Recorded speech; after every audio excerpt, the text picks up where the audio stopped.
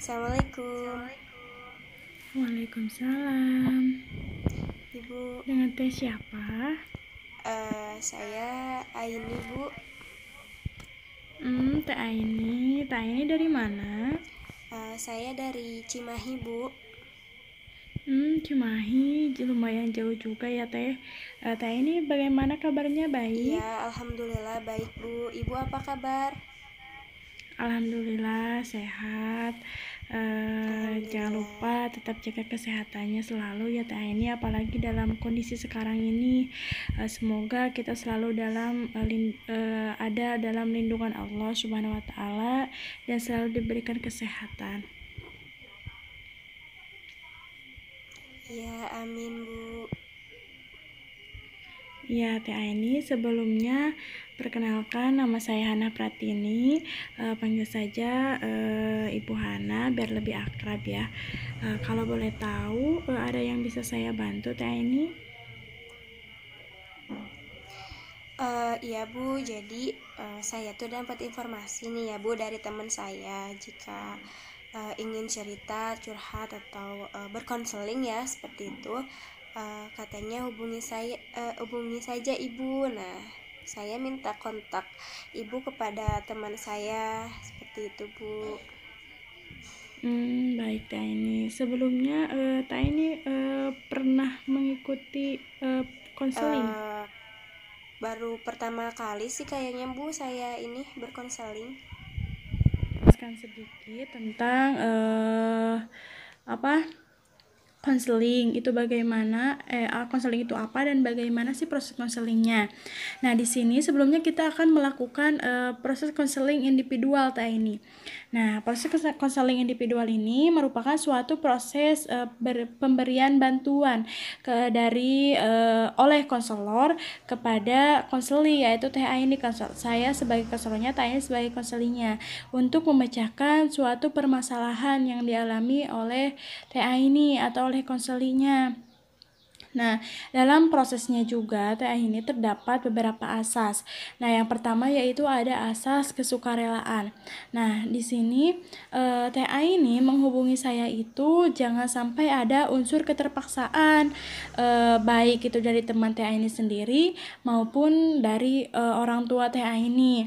Nah, asas yang kedua yaitu ada asas keterbukaan. Nah, di mana ketika proses konseling itu berjalan atau berlangsung, maka Teh ini harus jangan malu-malu untuk menceritakan apapun yang menjadi permasalahan Teh ini.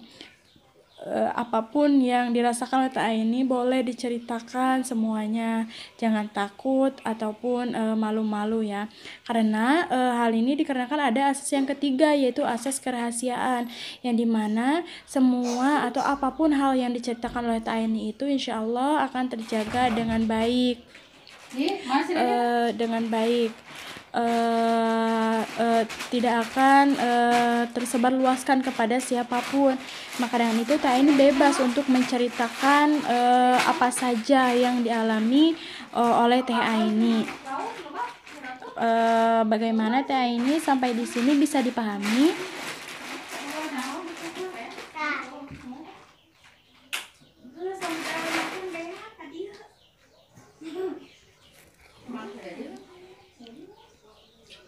Ya, baik, Bu. Dapat dipahami. Baik, alhamdulillah. Selain itu, Teh ini dalam proses konseling ini juga biasanya dilaksanakan selama 45 menit. Bagaimana Teh ini bersedia? Alhamdulillah, Ya, kalau siap, begitu Bu. boleh sekarang silahkan Teh ini menceritakan apa saja yang menjadi kendalanya.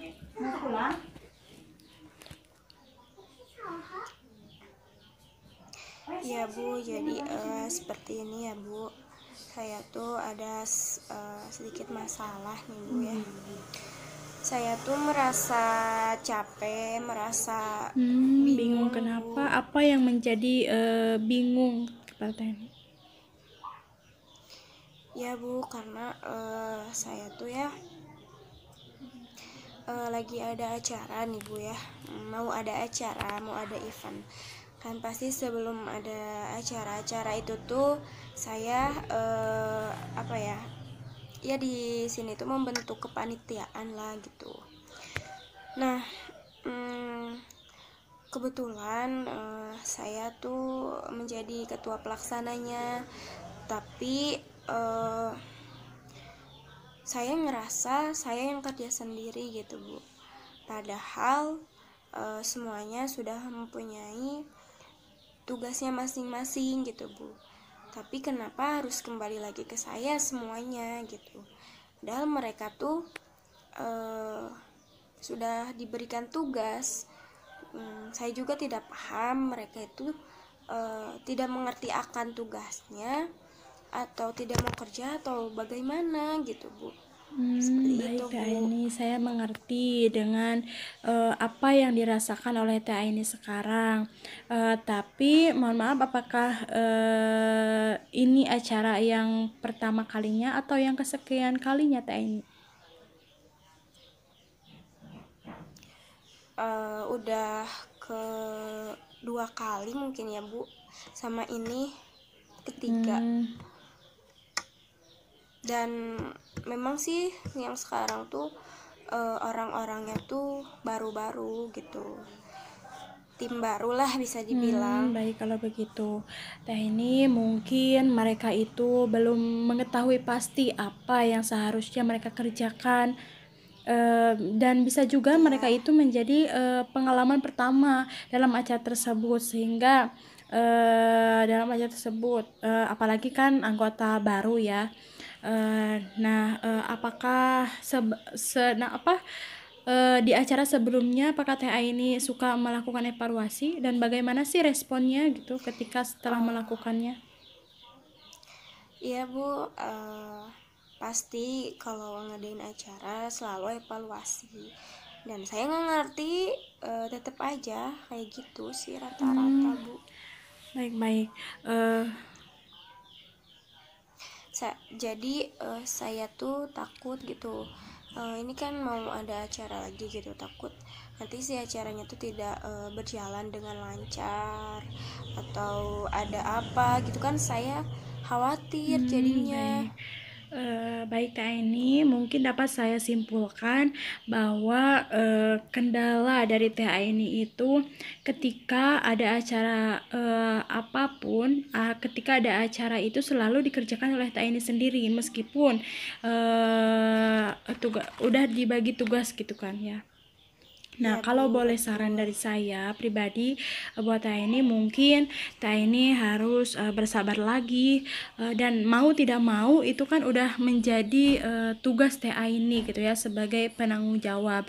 Nah, dan mungkin buat kedepannya Teh ini bisa lebih memusyawarahkan kembali atau memperjelas apa sih tugas-tugasnya gitu secara rinci, sehingga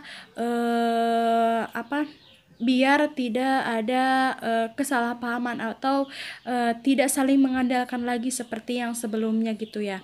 Nah, saran lain juga, bagaimana kalau acara selanjutnya itu melakukan rolling sebagai ketua pelaksananya, supaya semua anggota itu merasakan bagaimana menjadi penanggung jawab.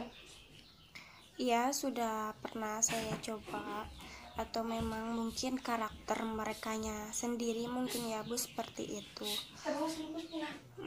Tapi aku sudah pernah coba sih kayak gitu Bu. Ya, ada sih, memang ada perubahan sedikit.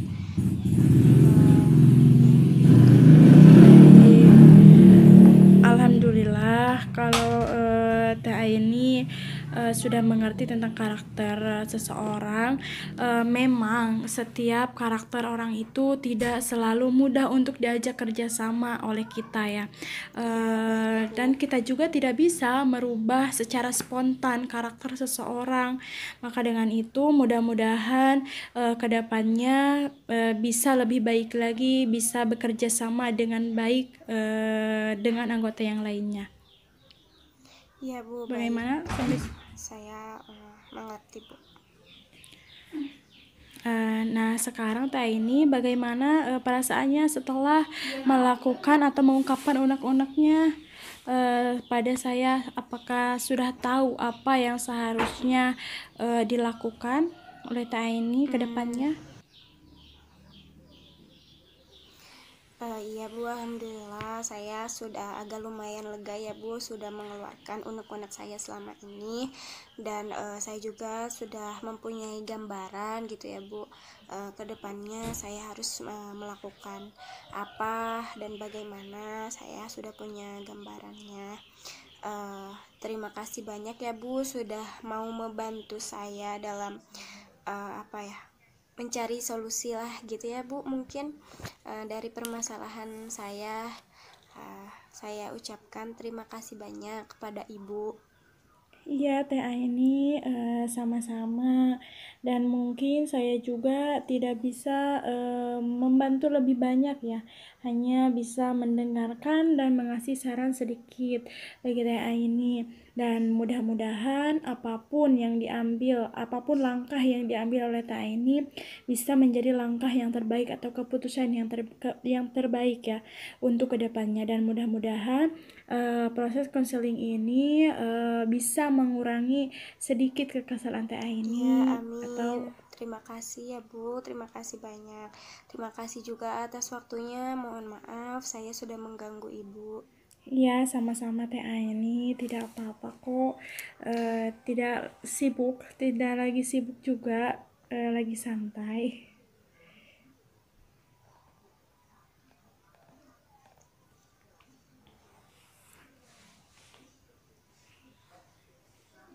Iya Ibu, terima kasih ya.